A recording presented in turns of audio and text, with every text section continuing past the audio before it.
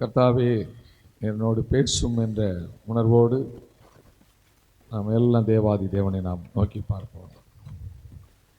என்னை மீட்டிட ஜீவனை சிலுவையில் கொடுத்தவரே, என்னை மீட்டிட ஜீவனை சிலுவையில் கொடுத்தவரே, உயிர்த்து எழுந்து பரலோகம் சென்று,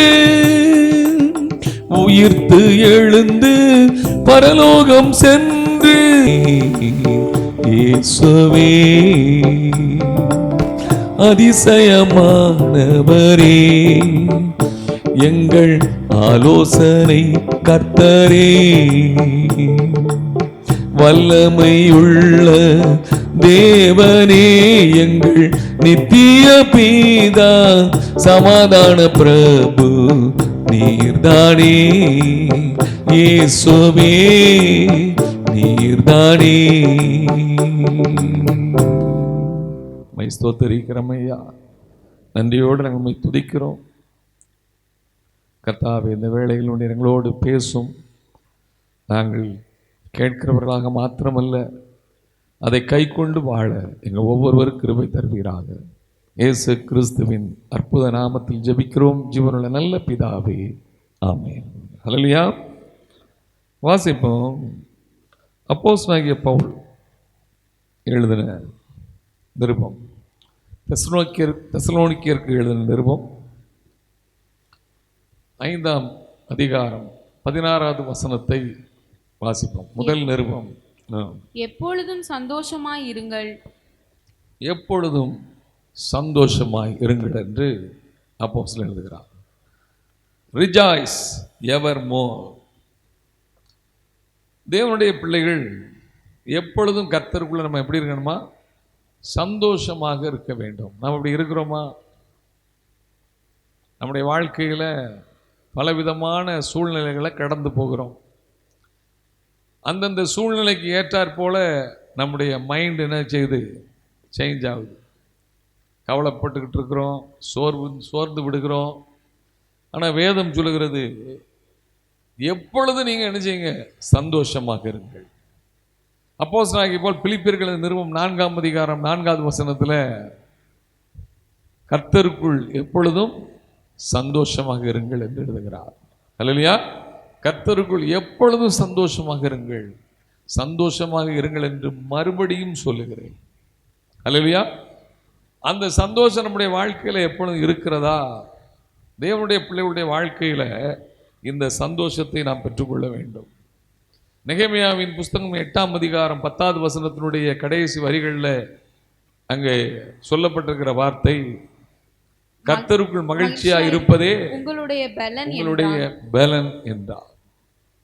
கர்த்தருக்குள்ள நம்ம மகிழ்ச்சியாக இருந்தோம்னா நம்ம பலம் உள்ளவர்களாக இருப்போம். ஒரு மனிதனுடைய வாழ்க்கையில் துக்கம் வந்ததென்றால், கவலை வந்ததென்றால் அவனுடைய பலன் என்ன செய்யுமா? குறைந்து விடும். வேதம் அப்படிதான் சொல்லுகிறது. நீ ஆபத்து காலத்தில் சோர்ந்து போவாயானால் உன் பலன் குறுகி போய்விடும். ஹல்லேலூயா. இயேசு சொன்னார், நீங்க கவலைப்படாதிருங்கள் என்று சொன்னார். கவலைப்படுகிறதுனால் ஒரு மனிதன் தன்னுடைய வளர்த்தியில் ஒரு முழத்தை கூட்ட முடியுமா? குறைக்க முடியுமா? ஒன்றும் செய்ய முடியாது. கவலை என்ன செய்கிறது? மனிதனுடைய இருதயத்தை ஒடுக்குகிறதாக இருக்கிறது. நீதிமொழிகள் 12ஆம் அதிகாரம் 25வது வசனத்தை எடுத்து வாசிங்க. மனுஷனுடைய இருதயத்தில் உள்ள கவலை, மனுஷனுடைய இருதயத்தில் உள்ள கவலை அதை ஒடுக்கும். கவலைப்பட்டு தான் நிறைய பேர் ஹார்ட் அட்டாக்ல செத்து போயிடறாங்க. அப்படியே இருதயத்துக்குள்ள கவலையை வைத்து வைத்து வைத்து வைத்து வைத்து அந்த கவலையினால என்ன செய்யறாங்க? இன்னைக்கு அநேகருக்கு ஹார்ட் அட்டாக் வருகிறது. நல் வார்த்தையோ அதை மகிழ்ச்சியாக்கும். கர்த்தருடைய வசனம் நம்ம ஒவ்வொரு நாளும் தியானிக்கிறோம், வாசிக்கிறோம், நம்ம வீட்டில் ஒவ்வொரு நாளும் தியானிக்கிறோம். அப்போ அது நமக்கு மகிழ்ச்சியை கொண்டு வர வேண்டுமே. நம்முடைய வாழ்க்கையில் அந்த மகிழ்ச்சி இருக்கிறதா? எல்லாவற்றுக்கும் மேலாக இயேசு சொல்லியிருக்கிறார், யோவான் 16ஆம் அதிகாரம் 22வது வசனத்துல, அதுபோல நீங்களும் இப்பொழுது துக்கமடைந்திருக்கிறீர்கள், நான் மறுபடியும் உங்களை காண்பேன், அப்பொழுது உங்கள் இருதயம் சந்தோஷப்படும். அப்பொழுது உங்கள் இருதயம் சந்தோஷப்படும், உங்கள் சந்தோஷத்தை ஒருவனும் உங்களிடத்திலிருந்து எடுத்து போட மாட்டான். உங்கள் சந்தோஷத்தை ஒருவனும் உங்களிடத்திலிருந்து எடுத்து போட மாட்டான் என்று இயேசு சொன்னார். பாருங்க, இயேசு உயிர்த்தெழுந்த பின்பு இயேசு கிறிஸ்துவை அவர்கள் என்ன செய்தார்கள்? எல்லாரும் சந்தித்தார்கள், இயேசுவை பார்த்தார்கள், உயிர்த்தெழுந்த இயேசுவை பார்த்தார்கள். அதற்கு பின்பு இயேசு சொன்னபடி எருசலேமிலே அவர் உயிர்த்தெழுந்து போன பிறகு 40 நாள் கழித்து 10 நாள் மேலே வீட்டில் காத்திருந்தார்கள், பரிசுத்த ஆவியுடைய அபிஷேகத்தை பெற்றார்கள். அதுக்கு பிறகு யாருமே இந்த உலகத்தின் காரியங்களை குறித்து கவலைப்படவே இல்லை. அவங்க எல்லாரும் கிறிஸ்துவுக்குள்ள எப்படி இருந்தாங்க? சந்தோஷமாக இருந்தார்கள். தங்கள் ஆஸ்திகளையும் காணியாட்சிகளையும் தங்களுடைய வீடுகளையும் நிலங்களையும் விற்று அப்போஸ்தலருடைய பாதத்தில் வைத்தார்கள்.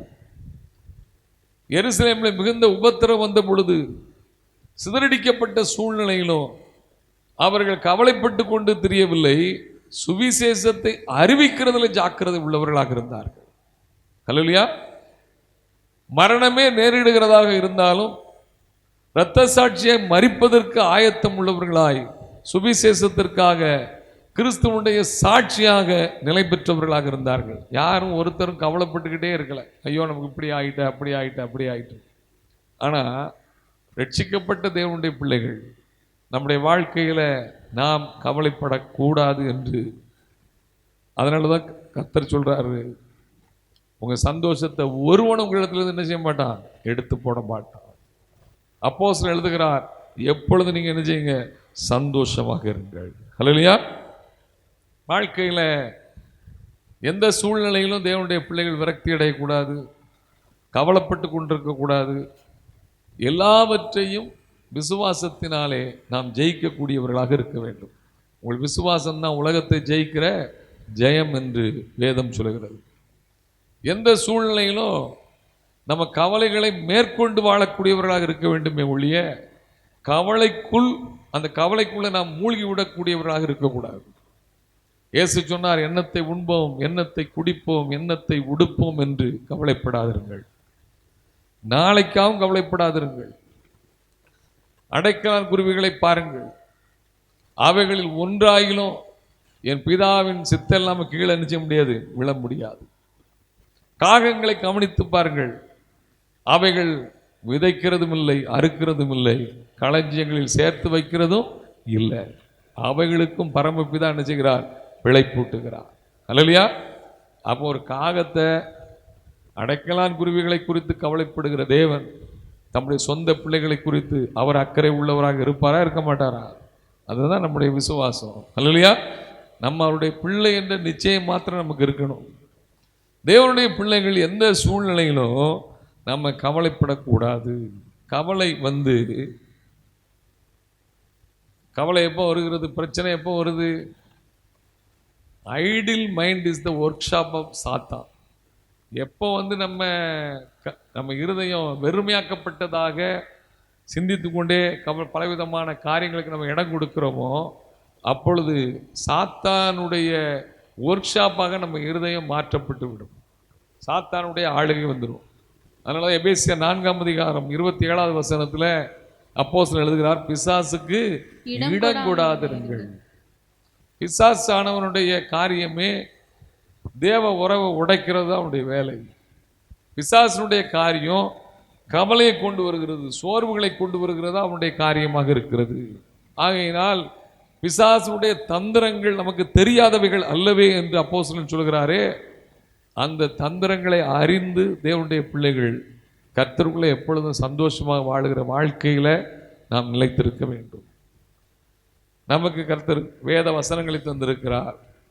சங்கீதக்காரன் சொல்கிறான், உடைய வேதம் என்னுடைய மனமகிழ்ச்சி. ரோமர்கள் நிருபம் 14ஆம் அதிகாரம் 17வது வசனத்தில், தேவனுடைய ராஜ்யம் புசிப்பும் குடிப்பும் அல்ல, அது நீதியும் சமாதானமும் பரிசுத்த ஆவியினால் உண்டாகும் சந்தோஷம். கையில் வேத புத்தகத்தை வச்சிருக்கிறோம், எனக்குள்ள பரிசுத்த ஆவியானவர் இருக்கிறார்னு சொல்றோம், ஆனா சந்தோஷம் இல்லை. அல்லையா? மகிழ்ச்சி இல்லை. இதெல்லாம் பேருக்கு சொல்லுகிறதாக இருக்கிறதை ஒழிய வாழ்க்கையில் நாம் அதை அபியாசப்படுத்தி நம்முடைய வாழ்க்கை எந்த சூழ்நிலையிலும் நம்ம மகிழ்ச்சியாக இருக்கக்கூடிய வாழ்க்கையில் இருக்கிறோமா? தேவனுடைய பிள்ளைகள், வேதம் சொல்லுகிறது, அப்போஸ்தலன் எழுதுகிறார் 1 தெசலோனிக்கர் நிருபம் 4ஆம் அதிகாரம் 13வது வசனத்துல, அன்றியும் சகோதரரே நித்திரை அடைந்தவர்கள் நிமித்தம் நீங்கள் நம்பிக்கையற்றவர்களான மற்றவர்களைப் போல துக்கித்து அறிவில்லாதிருக்க எனக்கு மனதில்லை. இதெல்லாம் பாருங்க, யோசித்து பாருங்க. ஒருத்தங்க நமக்கு வேண்டியவங்க, ரொம்ப குடும்பத்தில் உள்ளவங்க மரித்து போனா கூட மற்றவர்களைப் போல நம்பிக்கையற்றவர்களாக நீங்க துக்கித்து கொண்டு இருக்கக்கூடாது. அப்படி துக்கித்து கொண்டிருந்தால் நீங்க அறிவில்லாதவர்கள் என்று எழுதுகிறார். அல்லேலூயா.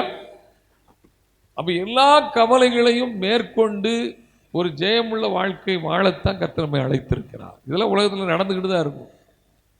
உலகத்தில் அப்ஸ் அண்ட் டவுன்ஸ் வந்துக்கிட்டு தான் இருக்கும். உலகத்தில் திடுக்கிடத்தக்க சம்பவங்கள் நடந்து கொண்டு தான் இருக்கும்.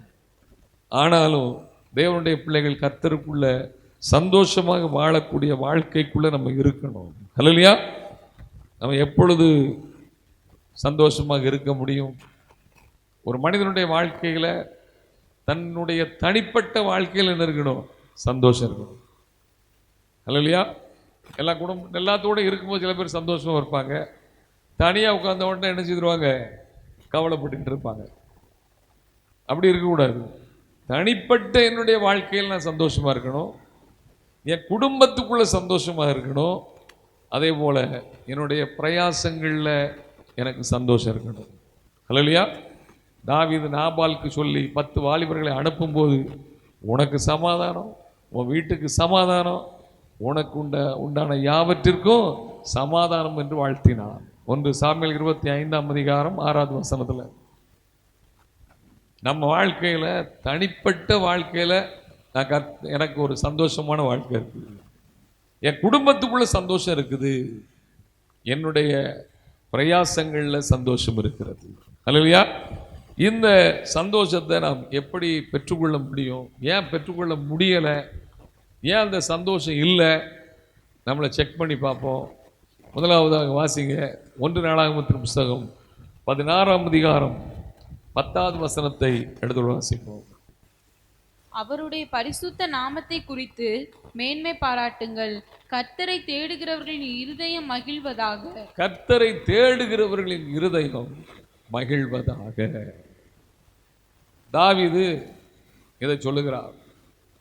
இது ஒரு சங்கீதம். சங்கீதத்தில் எழுதப்பட்டிருக்கிறது. 95, 96 இந்த சங்கீதங்கள்லாம் தாவீது எழுதின சங்கீதம் தான். கர்த்தரை தேடுவோரின் இருதயம் மகிழ்வதாக. உண்மையாய் நம்ம கர்த்தரை தேடக்கூடிய இருதயம் நமக்கு இருந்ததுன்னா நம்ம இருதயம் எப்படி இருக்குமா? மகிழ்ச்சியாக இருக்கும். தாவீது சொல்றார், சங்கீதம் 16ஆம் சங்கீதம் 11வது வசனத்துல, ஜீவ மார்க்கத்தை எனக்கு தெரியப்படுத்துவீர், உடைய சமூகத்தில் பரிபூரண ஆனந்தமும் வலது பாரிசத்தில் நித்திய பேரின்பமும் உண்டு. அப்போ தேவ சமூகத்தை யார் தேடுகிறார்களோ, கர்த்தருடைய சமூகத்தில் யார் அமர்ந்திருக்கிறார்களோ, எவ்வளோ பிரச்சனை வந்தாலும் எவ்வளோ போராட்டம் வந்தாலும் நீங்கள் தேவ சமூகத்தில் அமர்ந்துருங்க. 10 நிமிஷம் அமர்ந்து அந்த காரியத்துக்காக நீங்கள் ஒப்பு கொடுங்க ஆண்டவர்கிட்ட. மழை போல பிரச்சனை வரட்டும், தேவ சமூகத்தில் அமர்ந்துருங்க. எல்லா புத்திக்கும் மேலான தேவ சமாதானம் உங்கள் இருதயங்களையும் உங்கள் சிந்தைகளையும் கிறிஸ்து இயேசுவுக்குள்ளாக நிச்சயம் காத்துக்கொள்ளும். நம்ம அமர்ந்து கர்த்தரிடத்துல காரியத்தை தெரியப்படுத்தணும். ஏன்னா கர்த்தர் ஆவலோடு இருக்கிறார். நம்மை தேடுகிற உணர்வு உள்ளவன் உண்டோ என்று பார்க்க கர்த்தர் பரலோகத்திலிருந்து மனுபுத்திரரை கண்ணோக்கி பார்க்கிற தேவன். கர்த்தரை தேடுகிறவர்களுக்கு ஒரு நன்மையும் குறைவுபடாது என்று எழுதப்பட்டிருக்கிறது. நம்மை தேடுகிற யாவருக்கும் கர்த்தருடைய கரம் நன்மையாகவே இருக்கிறது என்று எஸ்ரா 8:22 சொல்கிறது. அப்போ நம்ம கர்த்தருடைய சமூகத்தை தேடுறோமா? நாமவே வந்திருக்கிற பிரச்சனையை தீர்த்து கொள்வதற்காக பல வழிகளை நாம் யோசிக்கிறோமா, இல்லைன்னா பல ஆட்களை சந்திக்கிறோமா? அதனால தான் சமாதானம் இல்லை, சந்தோஷம் இல்லை. ஆனால் கர்த்தருடைய சமூகத்துக்கு போனால் நமக்கு அந்த சந்தோஷத்தை கர்த்தர் என்ன செய்வார்? கொடுப்பார். சங்கீதம் 40ஆம் சங்கீதம் 16வது வசனத்தில் தாவீது சொல்லுகிறார், உம்மை தேடுகிற அனைவரும் உமக்குள் மகிழ்ந்து சந்தோஷப்படுவார்களாக. பாத்தீங்களா? அவரை தேடுகிற அத்தனை பேரும் மகிழ்ந்து சந்தோஷப்படுவார்களா. அப்போ கர்த்தரை தேடுகிற வாழ்க்கை நமக்கு இருந்துச்சுன்னா நம்ம சந்தோஷம் ஒரு நாள் குறையாது. பாருங்க, தாவீது அவருடைய சமூகத்தில் சந்தோஷத்தை பார்த்தவர். பயங்கரமான அந்த காடுகளிலும் மலைகளிலும் சவுலுக்கு பயந்து ஓடிக்கொண்டிருந்தாலும் அவன் சோர்ந்து போகலை, கவலைப்பட்டு ஒடுங்கி போகலை. கர்த்தருக்குள்ள மகிழ்ச்சியாக சந்தோஷமும் ஓடிக்கொண்டிருக்கிறான். எதனால? அவன் கர்த்தரை தேடுகிற இருதயம் அவனுக்குள்ள என்ன செஞ்சது? இருந்தது. அந்தி சந்தி மத்தியான வேளையிலும் நான் தியானம் பண்ணி முறையிடுவேன். தேவனே, அதிகாலமே உம்மை தேடுகிறேன், அதிகாலையிலே உமக்கு நேரே வந்து ஆயத்தமாகி நான் காத்திருப்பேன். மானானது நீரோடைகளை வாஞ்சித்து கதறுவது போல தேவனை என் ஆத்துமா உம்மையே வாஞ்சித்து கதறுகிறது. இப்படி தேவனை தேடுகிற உணர்வுள்ள இருதயம் அவனுக்குள்ள இருந்ததுனால் தாவீது எந்த சூழ்நிலையிலும் சோர்ந்து போகவே இல்லை. அவன் எல்லாவற்றிலும் ஜெயம் பெற்றவனாகத்தான் ஓடிக்கொண்டிருந்தான். கர்த்தர் அவனை அவர் குறித்திருக்கிற காலம் நிறைவேறும் வரைக்கும் வனாந்திரத்திலும் குகையிலும் ஒளிந்து ஓடிக்கொண்டிருக்கிற சூழ்நிலைகள் இருந்தாலும் தாவீது சோர்ந்து போகலை. அதனால தான் அவர் சொல்றாரு, உம்மை தேடுகிற அனைவரும் உமக்குள் மகிழ்ந்து சந்தோஷப்படுவார்களாக. சங்கீதம் 70ஆம் சங்கீதம் 5வது வசனத்தில் 40ஆம் சங்கீதத்தினுடைய இந்த பின்பகுதிகள் தான் 70வது சங்கீதம். அங்கே அவர் என்ன சொல்றாரு? நானோ சிறுமையும் எளிமையுமானவன், தேவனே என்னிடத்தில் தீவிரமாய் வாரும். 74வது வசனம், உம்மை தேடுகிற யாவரும் உம்மில் மகிழ்ந்து சந்தோஷப்படுவார்கள். கர்த்தரை தேடணும். அந்த உணர்வுள்ள இருதயம் நமக்கு இருக்கா? கர்த்தரை தேடுனா நமக்கு மகிழ்ச்சி வரும். சங்கீதம் 43ஆம் சங்கீதம் 3-4 வசனத்துல, உமது வெளிச்சத்தையும் உமது சத்தியத்தையும் அனுப்பியருளும். உமது வெளிச்சத்தையும் சத்தியத்தையும் அனுப்பியருளும். அவைகள் என்னை நடத்தி உமது பரிசுத்த பர்வதத்துக்கும் உமது வாசஸ்தலங்களுக்கும் என்னை கொண்டு போவதாக. அப்பொழுது நான் தேவனுடைய பீடத்தண்டைக்கும் எனக்கு ஆனந்த மகிழ்ச்சியா இருக்கிற தேவனிடத்திற்கும் பிரவேசிப்பேன். எனக்கு ஆனந்த மகிழ்ச்சி எங்க இருக்குது? அவருடைய சமூகத்தில் இருக்கிறது.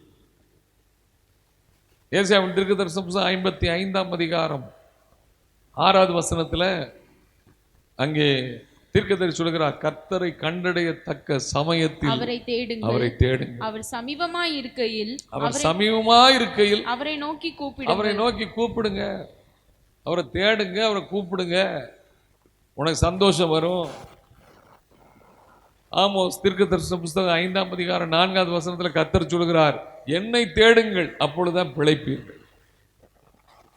உலக நாடுகள் கொரோனாவில் பாதிக்கப்பட்டிருக்கு. கர்த்தரை தேடினா தான் விடிவு காலம். கர்த்தரை தேடாம விடிவு காலமே கிடையாது. மனம் திரும்பணும். அவர் ஒருவரே இரட்சகர், அவர் தான் விடுதலை தருகிறவர். என்னை தேடுங்கள், அப்பொழுது பிழைப்பீர்கள். அவரை தேடினா நீ பிழைப்பாய். அவரை தேடலைன்னா பிழைப்பு கிடையாது. கர்த்தரை தேடினா நம்ம வாழ்க்கையில் அவர் அப்படிப்பட்ட சமாதானத்தையும் சந்தோஷத்தையும் நம்முடைய வாழ்க்கையில் தந்து நடத்துகிற தேவனாக இருக்கிறார். 1 நாளாகமம் 16ஆம் அதிகாரம் 27வது வசனத்தை வாசிங்க. மகிமையும் கனம் சமூகத்தில் இருக்கிறது, அவர் சமூகத்தில் இருக்கிறது. வல்லமையும் மகிழ்ச்சியும், பாத்தீங்களா? வல்லமையும் மகிழ்ச்சியும் அவர் ஸ்தலத்தில் இருக்கிறது. என் ஜெப வீட்டில் கொண்டு வந்து நான் அவர்களை மகிழ பண்ணுவேன் என்று ஏசாயாவின் தீர்க்கதரிசனம் 56ஆம் அதிகாரம் 7வது வசனத்தில் கர்த்தர் சொல்லுகிறார். கர்த்தருடைய ஆலயத்திற்கு போவோம் வாருங்கள் என்று எனக்கு அவர்கள் சொன்னபோது நான் மகிழ்ச்சியாக இருந்தேன் என்று சங்கீதக்காரன் சொல்லுகிறார். அவருடைய ஸ்தலத்தில் இருக்கிறது. அவருடைய ஸ்தலத்தில். இன்னைக்கு லாக்டவுன், சபைகள் பூட்டப்பட்டிருக்குது. ஆனால் சபை திறந்திருக்கிற காலத்தில் கூட நம்ம கர்த்தரை தேடாதனால தான் நம்ம வாழ்க்கையில் சந்தோஷத்தை நம்ம என்ன செய்கிறோம்? இழந்து போகிறோம். கர்த்தரை உண்மையான இருதயத்தோடு தேடணும்னா நம்முடைய வாழ்க்கையில் மகிழ்ச்சி என்றென்றைக்கு நிலைத்திருக்கும். அந்த சந்தோஷத்தை கர்த்தர் தருவார். ஒவ்வொரு நாளும் கூடுகைகள் இருக்கிறது. சரி, முக்கியமான நாள் பரிசுத்த மனமகிழ்ச்சியின் ஆராதனை. அதை கூட எத்தனை பேர் அசட்டை பண்ணுறாங்க. அங்கே சொல்கிறாரு, பர்டிகுலராக சொல்லி வச்சிருக்கிறார். ஏசாயா 58ஆம் அதிகாரம் 14வது வசனத்தை வாசிங்க. அப்பொழுது கர்த்தரில் மனமகிழ்ச்சியாய் இருப்பாய். அப்பொழுது கர்த்தரில் மனமகிழ்ச்சியாய் இருப்பாய். முதல்ல கர்த்தர் கொடுக்கிறது மனமகிழ்ச்சி. ஏன்னா இது மனமகிழ்ச்சியின் ஆராதனை. அப்பொழுது கர்த்தரில் மனமகிழ்ச்சியாக இருப்பாய். பூமியின் உயர்ந்த இடங்களில் உன்னை ஏறி இருக்கும்படி பண்ணி உன் தகப்பனாகி யாக்கோபுடைய சுதந்திரத்தால் உன்னை போஷிப்பேன். கர்த்தருடைய வாய் இதை சொல்லிற்று. எப்பொழுது கர்த்தரில் மனமகிழ்ச்சியாக இருப்பாய்? 13வது வசனத்தை வாசிங்க. என் பரிசுத்த நாளாகிய ஓய்வு நாளிலே, என் பரிசுத்த நாளாகிய ஓய்வு நாளிலே உனக்கு இஷ்டமானதை செய்யாதபடி, உனக்கு இஷ்டமானதை காலை விலக்கி, உன் காலை விலக்கி, உன் வழிகளின்படி நடவாமலும், உனக்கு இஷ்டமானதை செய்யாமலும், உன் சொந்த பேச்சை பேசாமலும் இருந்து ஓய்வு நாளை மனமகிழ்ச்சி நாள் என்றும் கர்த்தருடைய பரிசுத்த நாளை மகிமையுள்ள நாள் என்றும் சொல்லி அதை மகிமையாக எண்ணுமாயானால். மகிமையாக எண்ணணுமா? இந்த நாள் ஏன் இஷ்டப்படி காரியங்களை செய்யக்கூடாது. ஏன் இஷ்டப்படி நான் போய்கிட்டு இருக்க கூடாது.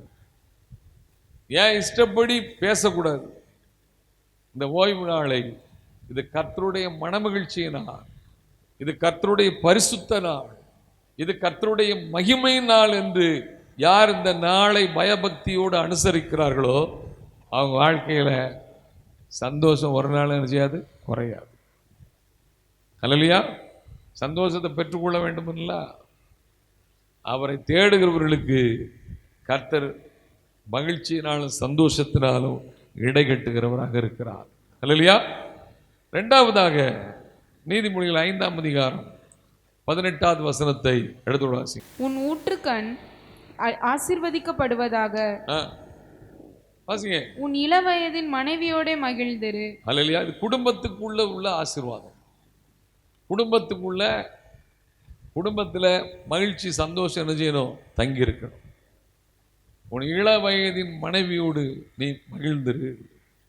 உன் குடும்பத்துக்குள்ள ஆசீர்வாதம் தங்கியிருக்க வேண்டும்.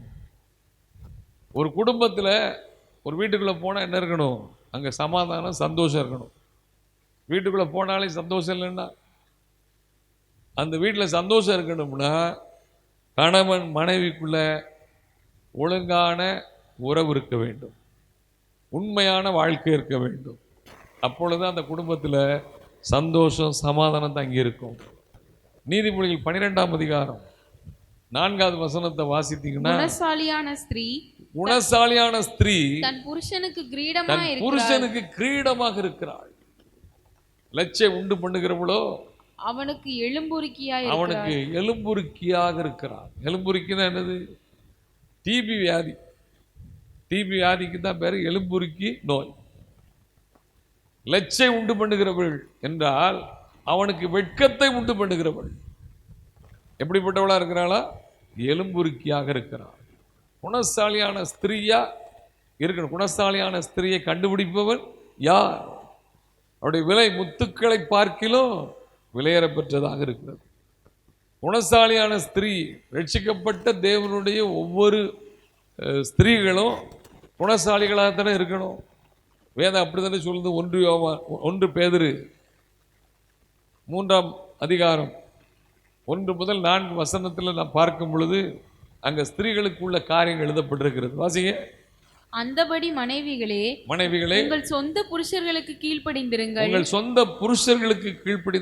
அப்பொழுது அவர்கள் யாராவது திருவசனத்திற்கு கீழ்ப்படியாதவர்களாய் இருந்தால் பயபக்தியோடு கூடிய உங்கள் கற்புள்ள நடக்கையை அவர்கள் பயபக்தி உள்ள அவங்க கர்த்தருக்கு பயந்து நடக்கிற புருஷனுக்கு அந்த சூழ்நிலையிலும் ரட்சிக்கப்படாமல் அவர் இருந்தா கூட அவர் கீழ்ப்படிந்து நடக்கக்கூடிய அப்படிப்பட்ட ஸ்திரீகளாக இருந்தால் அவங்களுடைய நடக்கையை பார்த்து போதனையே இல்லாம மனைவிகளின் நடக்கையினாலேயே மனைவியின் நடக்கையினாலே அவர்களை ஆதாயப்படுத்திக் கொள்வார்கள். இது சத்திய வசனம் தானே.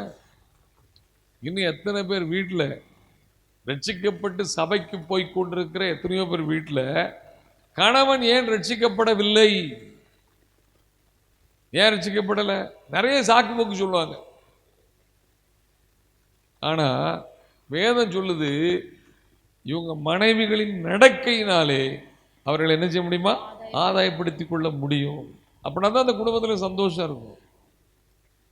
அவர்கள் நடக்கை, பயபக்தி, கீழ்ப்படிதல், சாட்சி உள்ள வாழ்க்கை, குணசாலியான ஸ்திரீ அப்படி இருந்தா புருஷன் ஆட்டோமேட்டிக்கா என்ன செய்வாரா, ரட்சிக்கப்பட்டுவாரு. அடுத்த அவ்வளவு வாசிங்க. மயிரை பின்னி பொன் ஆபரணங்களை அணிந்து உயர்ந்த வஸ்திரங்களை உடுத்திக் கொள்ளுதலாகிய புறம்பான அலங்கரிப்பு உங்களுக்கு அலங்காரமாய் இராமல், புறம்பான அலங்கரிப்பு உங்களுக்கு அலங்காரமாய் இராமல் அழியாத அலங்கரிப்பாய் இருக்கிற சாந்தமும் அமைதலும் உள்ள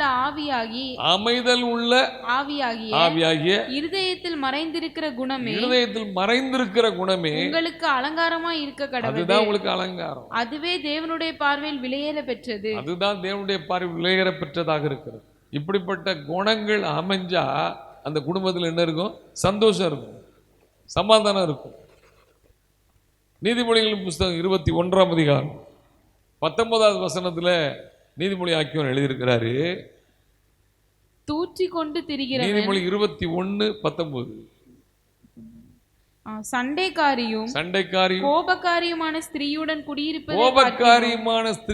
குடியிருப்பதை பார்க்கிலும் வனாந்திரத்தில் குடியிருப்பது நலம்.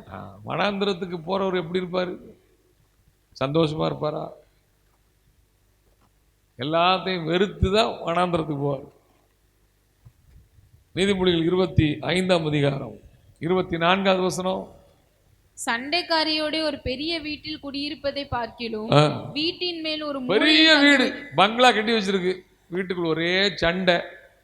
அதுக்கு என்ன சொல்லி இருக்குது, வீட்டுல அவர் எங்கதான் கிடப்பாரு, கடைசியில பார்த்தா மூலையில் தங்குவதே, ஒரு மூலையில போய் கிடப்பார். சந்தோஷம் இருக்குமா குடும்பத்துக்குள்ள? மனைவியுடைய காரியம் சாந்த குணம், அமைதல் உள்ள ஆவி, கீழ்ப்படிதல்.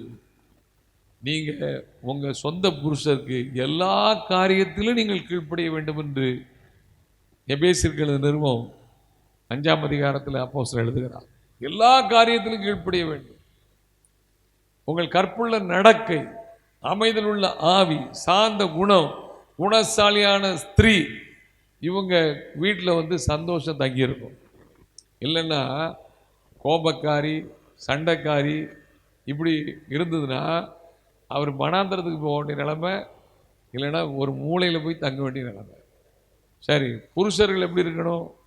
சங்கீதம் 101ஆம் சங்கீதம் 2வது வசனத்தை வாசிங்க. உத்தமமான வழியிலே விவேகமாய் நடப்பேன், எப்பொழுது என்னிடத்தில் வருவி, என் வீட்டில் உத்தம இருதயத்தோடு நடந்து கொள்ளுவேன். புருஷர்கள் தங்கள் வீட்டில் எப்படி இருக்கணும்? உத்தம இருதயத்தோடு நடக்கணும். ஒளிவு மறைவு இல்லாம உண்மையாக நடக்கும். எத்தனையோ புருஷர்கள் தாங்கள் செய்கிறத தங்கள் மனைவிக்கு சொல்றதே கிடையாது. ஒரு மனைவி இருந்தாங்கன்னா அவங்க புருஷன் செய்கிற தொழில் காரியம், அவங்க செய்கிற பிஸ்னஸ்ஸு, அவங்களுடைய ஃபைனான்ஸ் பொசிஷன், அவங்க என்ன செய்கிறாங்க, இன்னைக்கு எங்கெல்லாம் போனாங்க, இதெல்லாம் புருஷர்கள் சொல்கிறாங்களா மனைவிட்ட? பேசுறதுக்கே நேரம் கிடையாது, பிஸி. அப்படி இருக்கக்கூடாது. நான் என்ன செய்கிறேன், நான் என்ன பிஸ்னஸ் பண்ணுறேன், இன்னைக்கு என்ன செய்திருக்கிறேன், இதை நம்ம ஷேர் பண்ணணும். அதான் உத்தம இருதயம். நீ மனைவி உங்களுடைய சரீரத்தில் பாதியாக இருக்காங்க, அப்படி தானே? அப்போது அவங்கள்ட்ட நீங்கள் எல்லாத்தையும் ஷேர் பண்ணணும், எல்லாம் தெரியணும் அவங்களுக்கு. நம்முடைய சில பேர் நம்முடைய வீக்னஸ், நம்ம ஃபைனான்ஸ் பிரச்சனை, நம்ம அவங்க கவலைப்பட்ட அப்படி இல்லை, அவங்களுக்கு தெரியணும். அதெல்லாம் சேர்ந்து தாங்கக்கூடிய இருதயம் அவர்களுக்கு இருக்கணும். அப்படிப்பட்ட உத்தம இருதயம் வேணும். சங்கீதம் 128ஆம் சங்கீதம் 1வது வசனம் சொல்லுகிறது, கர்த்தருக்கு பயந்து அவர் வழிகளில் நடக்கிறவன் எவனோ அவன் பாக்கியவான். அப்போ கர்த்தருக்கு பயப்படுகிற அந்த மனுஷனா அந்த புருஷன் இருக்கணும். அந்த வீட்டில் கர்த்தருக்கு பயப்படுகிற பயம் இருக்கணும். அபிகாயில் நாபாலை குறித்து தன் புருஷனை குறித்து சொல்லுகிறாள். புருஷன் அங்கே உயிரோட தான் இருக்கான். இப்போ இவ போய் சொன்ன பிறகுதான் அவன் கல்லா இருந்து செத்து போயிட்டான். அங்கே இவ வழியில் அவனை சந்திக்கிறாள். தாவீதை சந்திக்கும் போது 1 சாமுவேல் 25ஆம் அதிகாரம் 25வது வசனத்தை வாசிங்க. என் ஆண்டவனாகிய நீர் நாபால் என்னும் இந்த பேலியாளின் மனுஷனை ஒரு பொருட்டாக எண்ண வேண்டாம். அவன் பெயர் எப்படியோ, அவன் பெயர் எப்படி இருக்கோ அப்படியே அவனும் இருக்கிறான். புருஷனை குறித்து சொல்றான். ஏன்னா அப்படிப்பட்ட ஒரு மோசமான, ஒரு முட்டாள்தனமான, முரடனா, மூர்க்கனா இருக்கிறவன். அப்படியே அவன் இருக்கிறான். அவன் பேர் நாபால். அவனுக்கு பைத்தியமும் இருக்கிறது. அவனுக்கு பைத்தியமும் இருக்குது. புருஷனை பத்தி தான் சொல்றான். புருஷன் இப்படிப்பட்டவனா இருக்கான். உங்களுடைய அடியாள் ஆகிய நானும். ஏன்னா இவன் இங்க இருந்து புறப்பட்டு வந்தா எல்லாம் காலி. அதனால தடுக்கிறாள். போய் என் புருஷனுக்கு கொஞ்சம் மென்டல் அப்செட்டு. அவர் பேர் நாபால். அதுக்கேத்தாப்புல அவருடைய புத்தி இருக்கு. நான் இந்த நீங்கள் அனுப்பின வாலிபரெல்லாம் பார்க்கல, இல்லைன்னா நான் முதலே சமாளிச்சிருந்திருப்பேன். அதனால ஐயா விட்டுருங்க அப்படின்னு போய் கேட்டார். ஒரு புத்தி உள்ள ஸ்திரீ தன் வீட்டை கட்டுகிறார். கர்த்தர் வீட்டை கட்டுறதுக்கு வேற மாதிரி சித்தம் வச்சிருந்ததுனால இப்போ போய் சொன்னா நாபால் என்ன செய்தான்? 10 நாள் வாதிக்கப்பட்டு செத்தான். அல்லையா? புருஷர்கள், அதாவது மனைவி தன்னுடைய புருஷனை குறித்து இப்படிப்பட்ட சாட்சி சொல்லும் அளவில் புருஷன் என்ன செய்யக்கூடாது? இருக்கக்கூடாது. புருஷன் உங்களை குறித்து உங்கள் மனைவி நல்ல சாட்சி சொல்லணும்.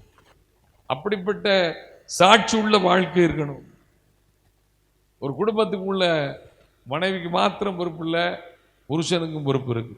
2 பேர் கர்த்தருக்கு பயப்படுகிற பயத்தோடு, ஒருவருக்கு ஒரு தெய்வ பயத்தோடு கீழ்ப்படிதல் உள்ளவர்களாய், உத்தம இருதயம் உள்ளவர்களாய், எல்லா சூழ்நிலையிலும் சாந்த குணத்தை உடையவளாய், அமைதியில் உள்ள ஆவி நிறைந்தவளாய், கற்புள்ள நடக்கையினால் வாழுகிறவளாய் இருந்தா கண்டிப்பான முறையில் அந்த குடும்பத்தில் என்ன இருக்கும்?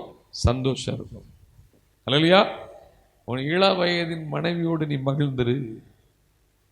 திருமணம் செய்ய கூட வேதம் எழுதி வச்சிருக்கிறது. உன் புருஷன் தன்னை விட வயது குறைந்தவளை திருமணம் செய்ய வேண்டும். அப்படிதானே எழுதியிருக்கு. இள வயதின் மனைவியோடு மகிழ்ந்துருக்குன்னா 70 வயசு ஆனாலும் அவருக்கு அவர் மனைவி என்னதுதான்? இள வயதின் மனைவி தான். இன்னைக்கு அப்படிலாம் இல்லை. இன்னைக்கு பலவிதமான காரியங்களுக்காக, மனத்துக்காக, பொருளுக்காக திருமணங்கள்லாம் மாற்றி நடக்குது. நான் ஸ்ரீலங்காவுக்கு போயிருந்தேன். ஒருவர் சந்தித்தேன். அவர் வீட்டுக்கு போயிருக்கும்போது அவர் சொல்கிறார், எனக்கு என் மனைவிக்கு வித்தியாசம் 5 வயசு அப்படின்னாரு. அப்படியா? இதெல்லாம் நார்மல் தானே? இல்லை, என்னையை விட அவங்க 5 வயசு கூட அப்படின்னாரு. இப்படிலாம் திருமணம் நடக்குது. ஆனால் வேதம் சொல்லுது, உன் இள வயதின் மனைவியோடு நீ மகிழ்ந்து. தேவனுடைய பிள்ளைகள் இந்த குடும்பத்துக்குள்ள அந்த மகிழ்ச்சி, கணவன் மனைவிக்குள்ள சமாதானத்தில், சந்தோஷத்தில், ஒரு மனதில், இருதயத்துக்குள்ள எல்லாம் அந்த அன்பின் வாழ்க்கை இருந்தால் தான் அந்த குடும்பத்துக்குள்ள என்ன இருக்கும்? சந்தோஷம் இருக்கும். இல்லைன்னா வனாந்திரம் தான். இல்லைன்னா வீட்டில் ஒரு மூளையில் கிடக்க வேண்டிய நிலைமை வந்துடும். எத்தனையோ குடும்பங்கள் அப்படி நடக்குது. வசதி இருக்குது, வாய்ப்பு இருக்குது, செல்வம் இருக்குது, பணம் இருக்குது, ஆனால் வீட்டில் என்ன இல்லை? சமாதானம் இல்லை. கணவன் மனைவிக்குள்ள நல்ல அண்டர்ஸ்டாண்டிங் இல்லை.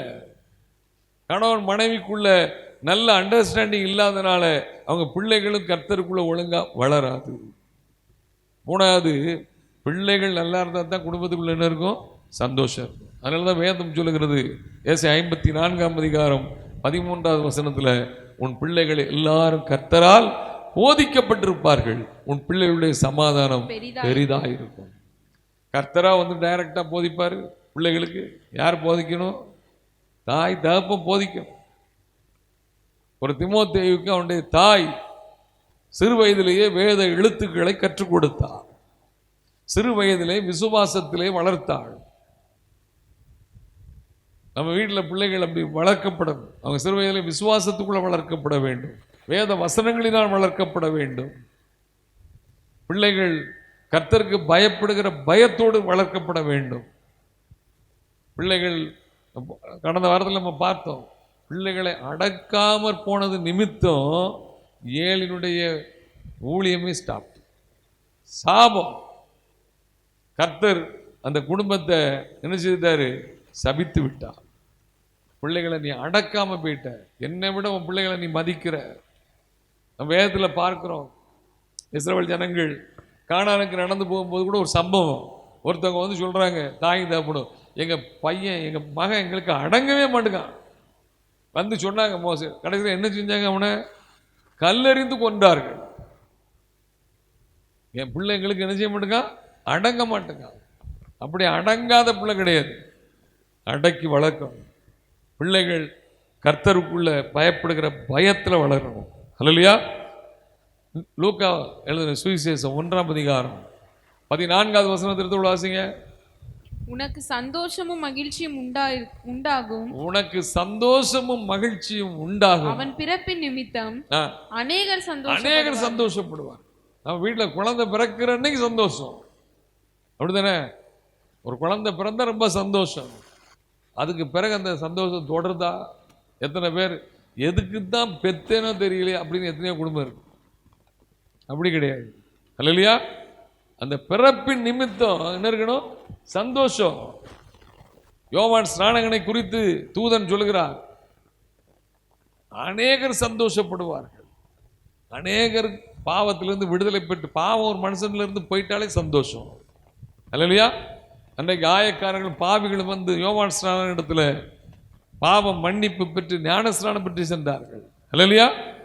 தேவனுடைய பிள்ளைகள் குடும்பத்தில், வீட்டுக்குள்ள பிள்ளைகளின் சந்தோஷம். பிள்ளைகள்னால ஒரே பிரச்சனை, போராட்டம் அப்படி இருந்ததுன்னா அந்த குடும்பத்தில் சந்தோஷம் போயிடும். இல்லையா? நீதிமொழிகள் 17ஆம் அதிகாரம் 21வது வசனத்தை எடுத்து வாசிங்க.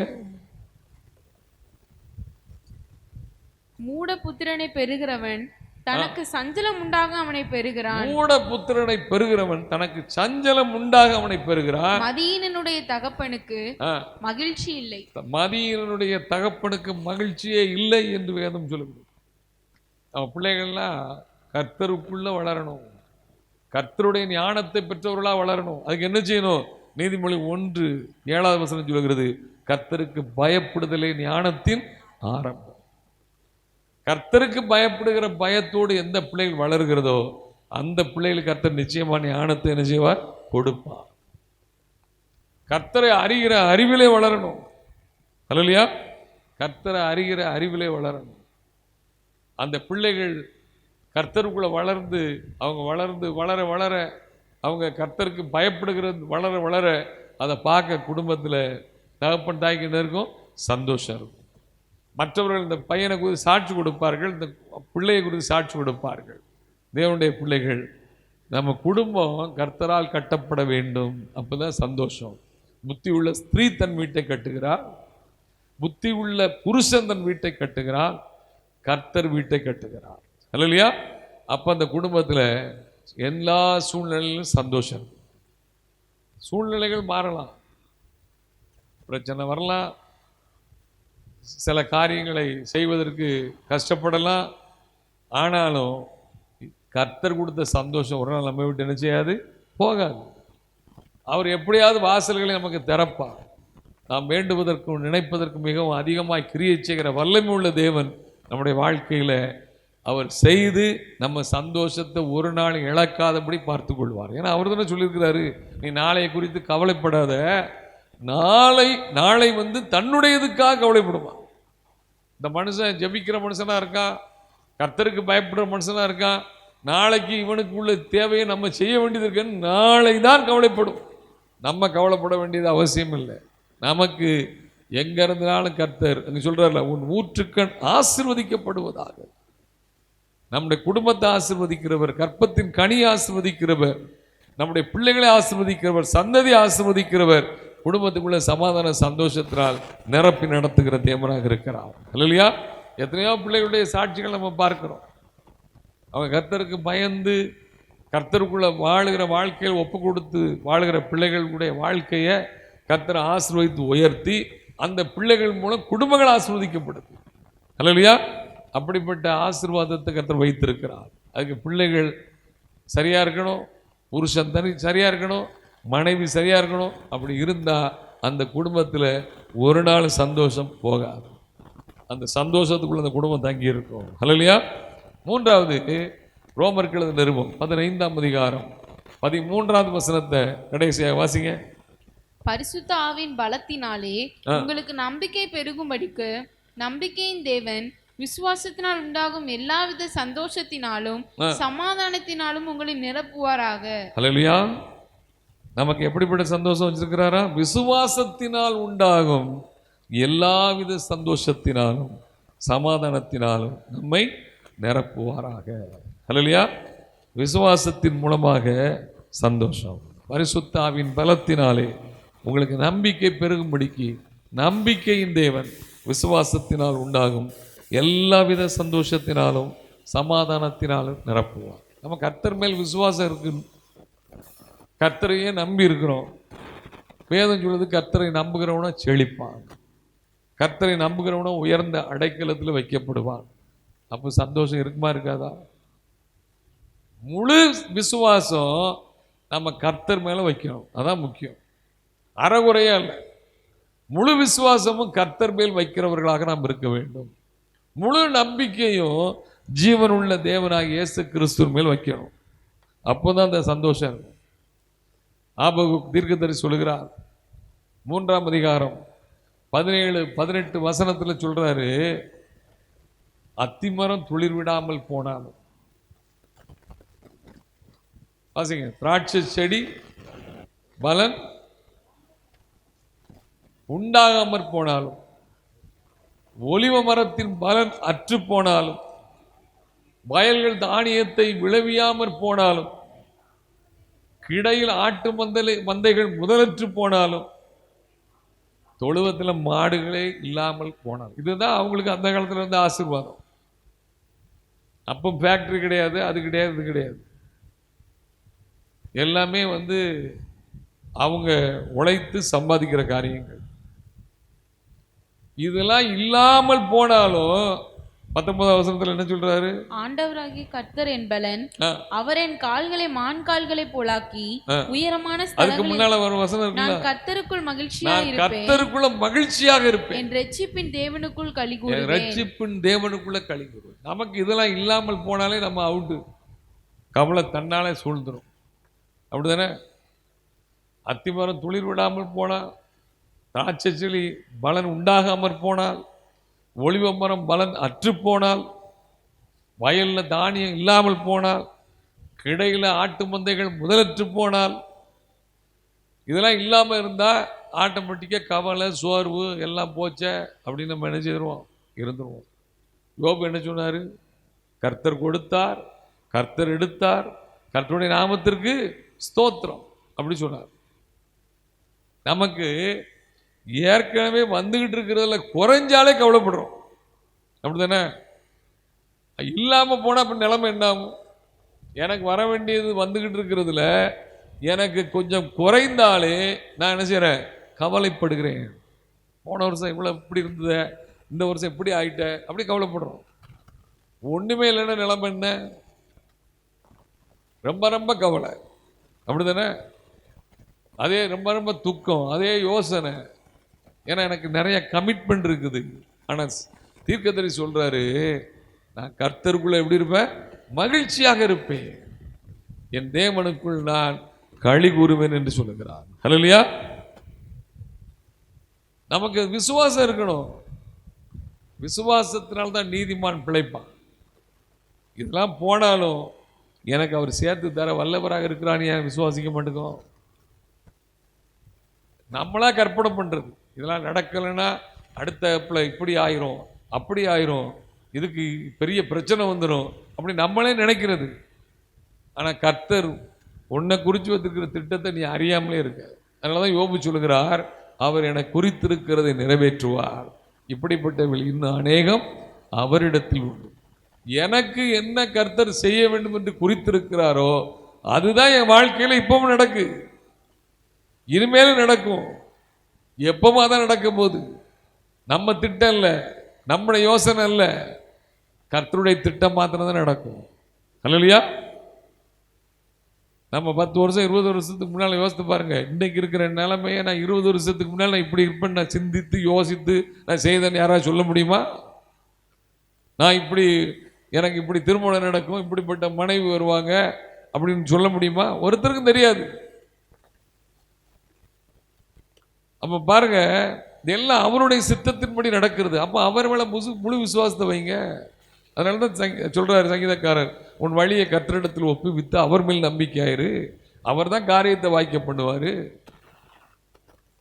தேவனுடைய பிள்ளைகள் முழு விசுவாசமும் கர்த்தர். எனக்கு இப்ப இப்படிப்பட்ட காரியம் நடக்குதா, ஸ்தோத்திரம்.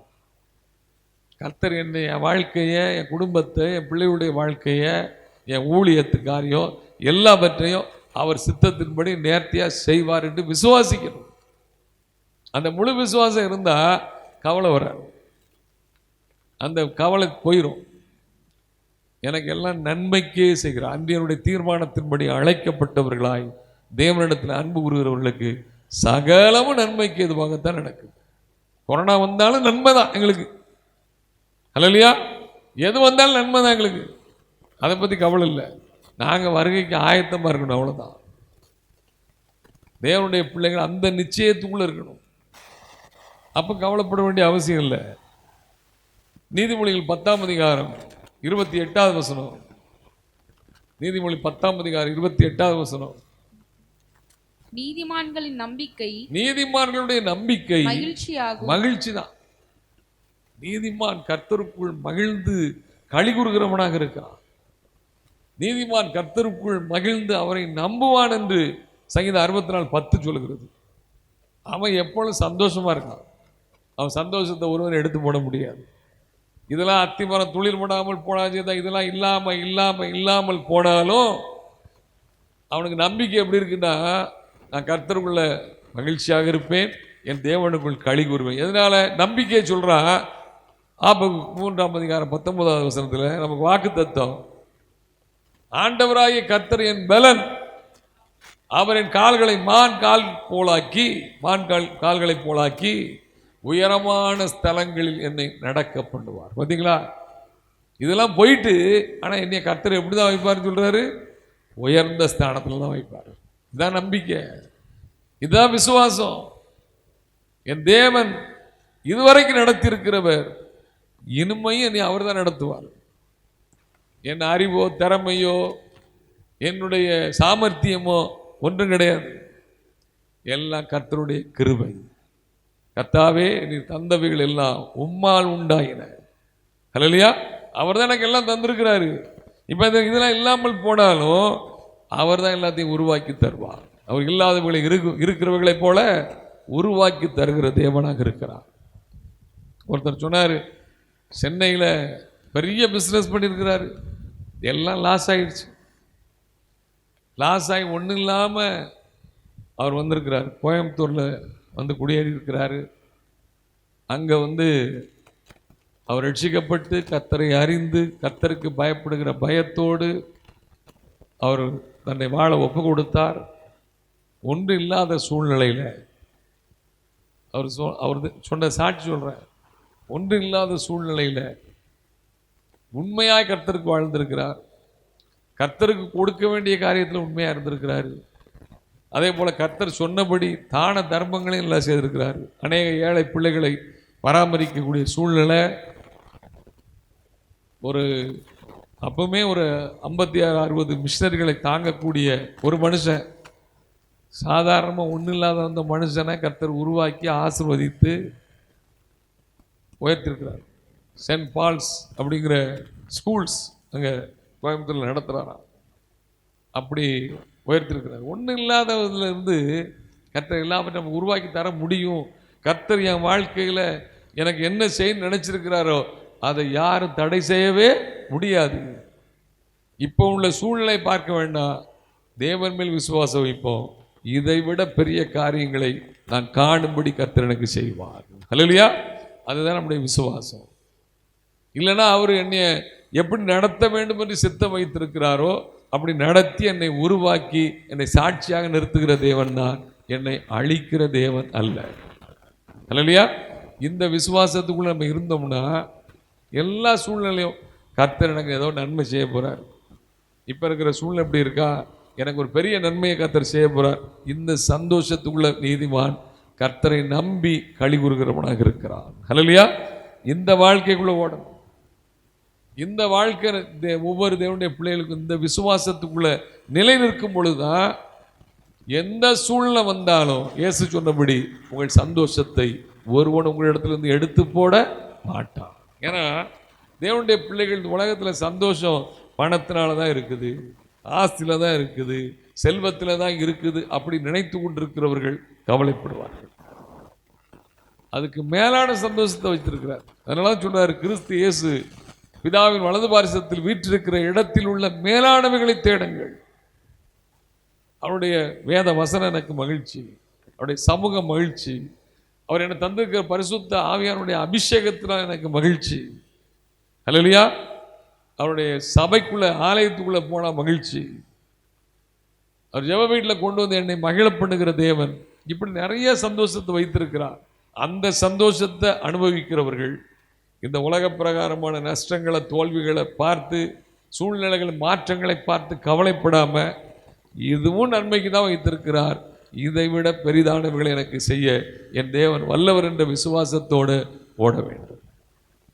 பாருங்க, அப்போ ஒரு மனிதனுடைய தனிப்பட்ட வாழ்க்கையில் சந்தோஷம், அவனுடைய குடும்பத்துக்குள்ள சந்தோஷம், அவனுடைய பிரயாசத்தில் கர்த்தர் சந்தோஷத்தை தருகிற தேவன். நாம் ஜெபிப்போமா?